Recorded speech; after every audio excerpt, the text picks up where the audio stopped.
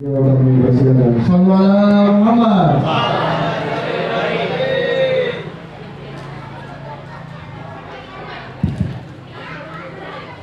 Bismillahirrahmanirrahim. Assalamualaikum warahmatullahi wabarakatuh.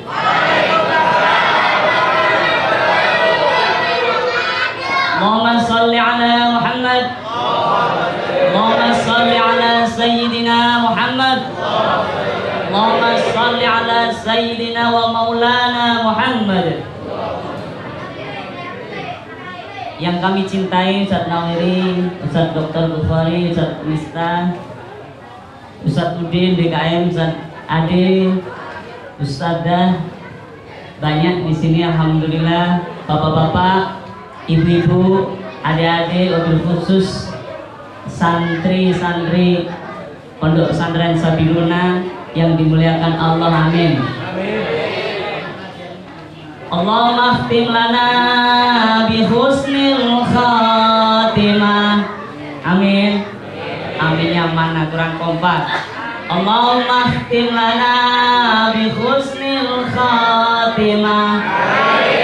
Allahumma khtim lana bi husnil khatimah. Ya dari santri, apa artinya itu? Apa ada yang tahu? Oke, ada di TPA ada yang tahu? Allahumma khtim lana bi husnil khatimah. Apa? Kak? Apa? Ayo. Ya Allah, akhirkan kami husnul khatimah. Amin. Masya Allah. Yang bilang amin insya Allah ketika malaikat maut menghampiri kita, kita dalam kondisi yang baik. Allahumma khtim lana bi husnil khatimah. Alhamdulillah. Setiap apapun yang kita lakukan menjadi bekal.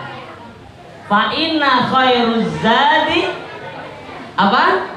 At-taqwa. Khairuz zadi at-taqwa. Sebaik-baik bekal adalah ketakwaan. Hadirnya kita di sini bukti bahwa kita bertakwa insya Allah. Yang punya niat datang ke sini hanya disuruh ustadz, maka harus dirubah. Yang punya niat hadir ke sini hanya untuk tampil, harus dirubah. Yang punya niat hadir di sini hanya untuk kumpul, harus dirubah. Lalu apa niat terbaiknya? Niat terbaiknya adalah ingin mendapatkan ridhonya Allah dan kumpul kita ini menjadi bekal nanti di akhirat. Amin ya rabbal alamin. Allahumma sholli ala Muhammad. Allah sampaikan dalam Al-Quran, a'udzubillahi minasyaitonirrajim, bismillahirrahmanirrahim. Ya ayyuhalladzina amanu idza tadayantum bidainin ila ajalin musamman faktubu. Ada yang tahu artinya? Ayo. Wahai orang-orang yang beriman, ketika engkau melakukan tadayun dalam waktu yang ditentukan, maka tulislah. Apa itu tadayun? Dalam surat Al-Baqarah ayat 282, ayatnya panjang satu halaman, isinya luar biasa dahsyat. Mufassirin banyak memaknai hal tersebut sebagai utang piutang. Padahal ayyuhal hadirun, adik-adik, bapak ibu yang dirahmati Allah, ini maknanya luar biasa terkait dengan sepekan lagi kita menghadapi bulan Ramadan. Apa itu? Tadayun itu asal muasal katanya berarti sesuatu yang direncanakan dilakukan tapi belum tahu hasilnya. Seperti utang, seperti kita merencanakan jadwal, seperti kita mau mengadakan acara ini. Beberapa hari yang lalu kita sudah buat tadayunnya. Setahun yang lalu sudah saya sampaikan di masjid ini, di musola kita tercinta ini. Nah, ini saya sedikit sampaikan lagi untuk dipraktekin sebelum datang bulan Ramadan. Menyambut bulan Ramadan biar kita lebih fresh dengan hal yang baru. Apakah adik-adik, bapak ibu semua, Ramadan kali ini insya Allah maunya lebih baik atau sama aja dengan yang kemarin-kemarin? Oke, saya ulang. Ya Allah, jadikan Ramadan kami sepekan lagi insya Allah lebih baik dari Ramadan kemarin. Amin. Nah, bagaimana cara melakukan Ramadan kita itu lebih baik, menghadapi Ramadan kita lebih baik? Kalau kita melakukan cara yang sama dengan kemarin, betul tidak? Betul tidak? Caranya sama, ngajinya sama, ya, belajarnya sama, ya, yang dibahas sama, ya, modelnya sama. Lalu apa perkembangannya? Tidak ada. Padahal waktu terus berjalan, hari demi hari banyak orang mendahului kita menghadap Allah. Coba lihat kanan kiri kita, adik-adik, ibu-ibu, bapak-bapak yang dirahmati Allah. Coba lihat. Ada yang tahun lalu ada, tahun ini nggak ada. Bahkan tadi pagi pun teman saya dari Ikatan Dai Indonesia IKADI wafat, seorang ustadz masih muda, Masya Allah. Ya. Ternyata usia itu tidak melihat catatan sipil, betul tidak? Catatan sipil nggak akan dilihat sama malaikat. Sudah disiapin kapan, di mana, bagaimana caranya. Nah, itulah kita perlu tadayun, kita perlu rencanakan, terutama yang masih belia-belia ini, yang tua-tua juga sama, apalagi yang belia-belia. Apa? Saya mengajak menyambut Ramadan depan ini, catatlah cita-cita kalian. Bagi bapak ibu, catatlah keinginan-keinginan bapak ibu semua. Di selembar kertas, dilipat, simpen, baca tiap hari. Sehabis baca 1 juz, baca tuh, minta pada Allah. Ya, Masya Allah. Ini hikmah dari Al-Baqarah 282. Beberapa puluh tahun yang lalu sudah diteliti di Amerika dahsyatnya. Padahal ini warisan kita, warisan Nabiullah Muhammad Sallallahu Alaihi Wasallam. Ayo, saya pun selalu mencatat. Dan nanti tiap tahun kita bisa lihat tuh, kita evaluasi. Oh, tahun lalu saya minta ini dicontreng, dikabulin sama Allah. Tahun ini yang saya minta. Kadang-kadang ada yang tidak dikabulin, padahal dikabulin. Setiap doa dikabulin. Ada kalanya langsung cash and carry. Ada kalanya ditunda, nanti dulu, sabar dulu. Ada kalanya diganti yang lebih baik. Ada kalanya investasi menjadi investasi akhirat. Jadi ada ruginya tidak kita berdoa? Bapak ibu adik-adik semua, ada ruginya tidak kita berdoa?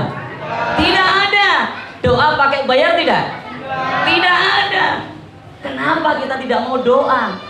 Doa sih Ustaz, tapi nggak mencatat. Catatlah mulai sekarang. Doa-doa penting, doa-doa khusus.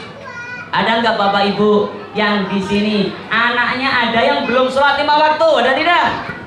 Loh, itu masalah besar. Awalu ma yuhasabu yaumal qiyamatis sholat. Masya Allah. Pertama kali yang akan dihisab adalah sholat. Loh, anak kita nggak mau bangun subuh, kok didiamin?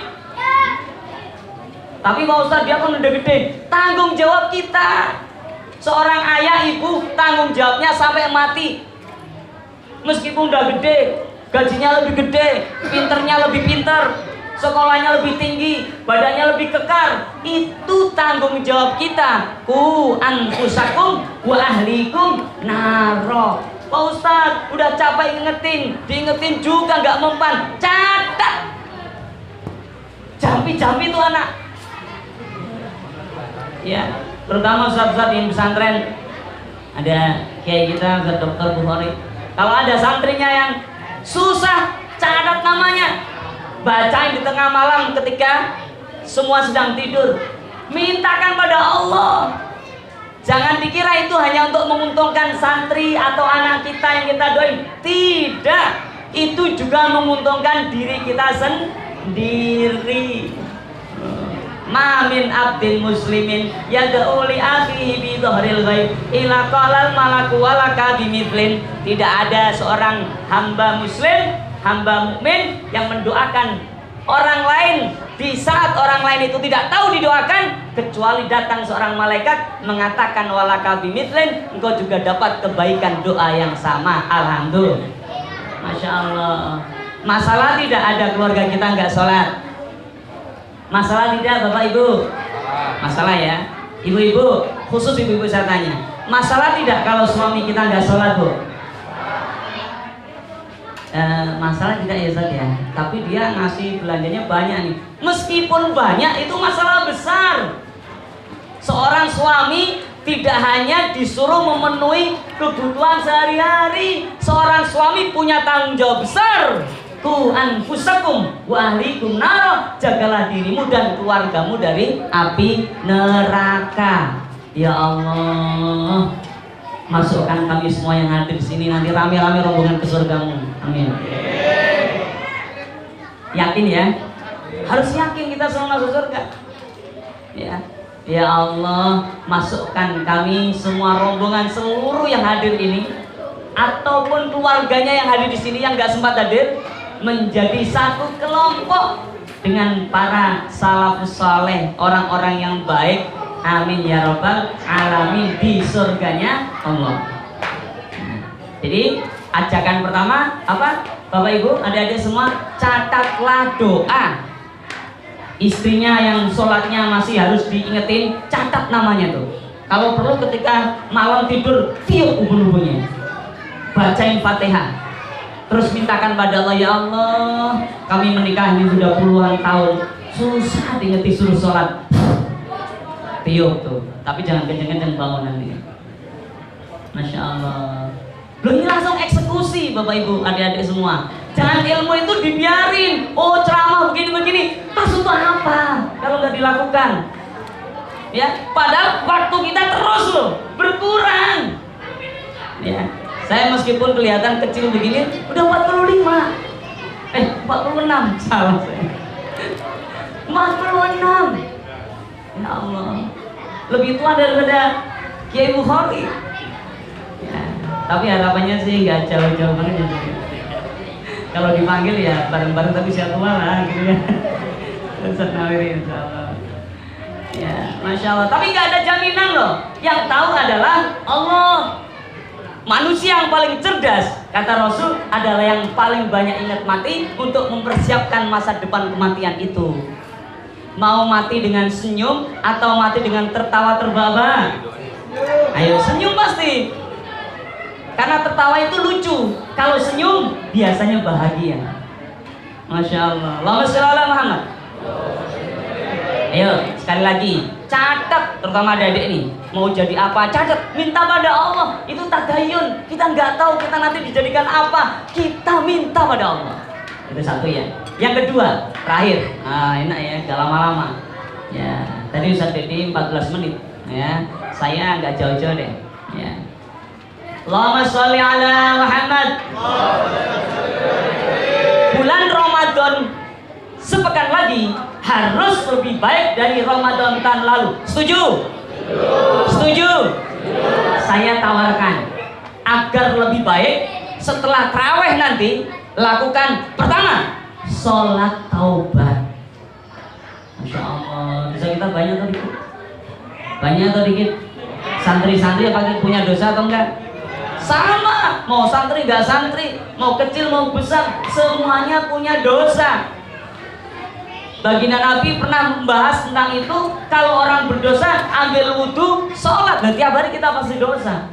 Hati kita nggak terima dosa, nggak terima dengan takdir Allah. Ya, ujian gak lulus, protes dalam hatinya, ya Allah, Allah ini kejam gak luluskan aku, dosa. Ya, disuruh orang tua, hatinya jengkel, dosa. Makanya apa? Sholat taubat 2 rakaat saja cukup. Setelah itu baca Sayyidul Istighfar, hafal kan? Allahumma anta rabbi, bersama Allahumma anta rabbi la ilaha illa anta khalaqtani wa ana abduka wa ana ala ahdika wa wa'dika masatatu a'udzu bika min syarri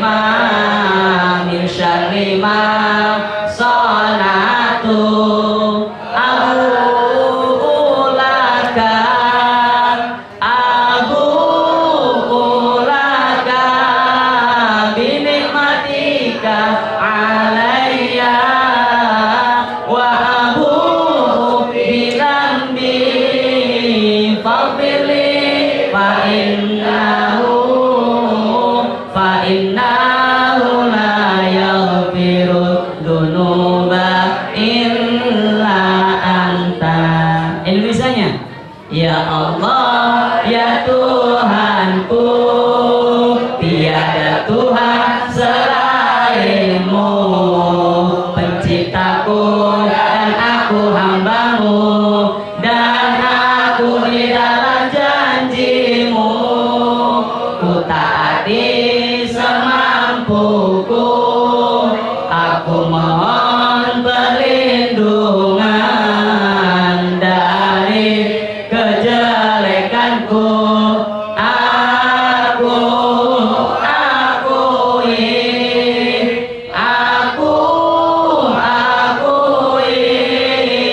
nikmatmu atasku dan dosa-dosaku, maka ampuni aku, sesungguhnya tiada ampuni dosa selainmu. Allahumma sholli ala Muhammad.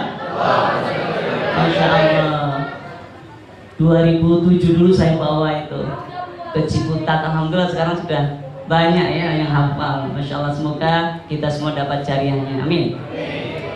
Adik-adik, bapak ibu yang dirahmati Allah, yuk kita sholat taubat 2 rakaat.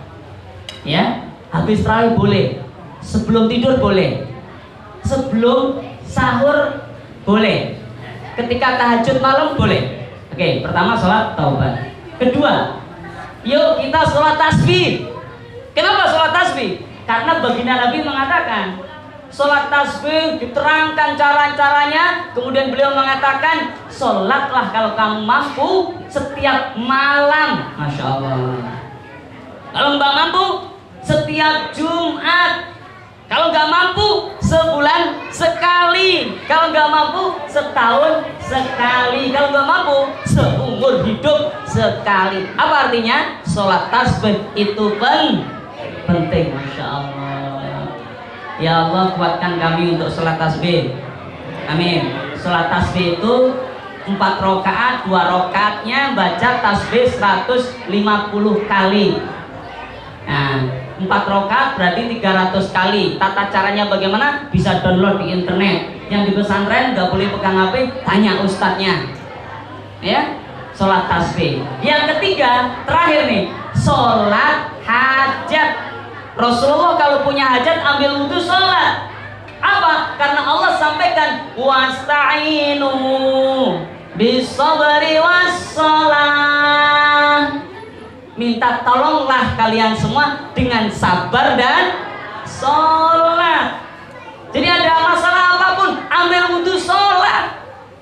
Jangan langsung ambil HP, curhat, update status.